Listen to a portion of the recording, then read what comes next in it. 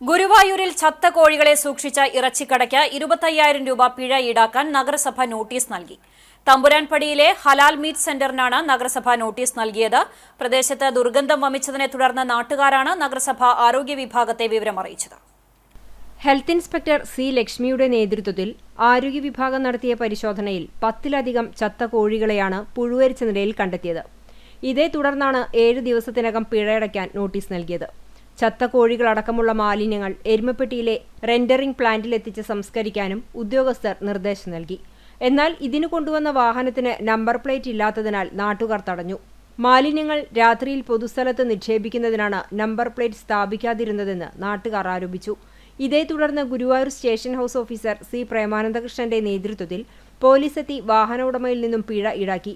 Licence ഇല്ലാതെയാണ് സ്ഥാപനം പ്രവർത്തിക്കുന്നതെന്നും നാട്ടുകാർ ആരോപിച്ചു.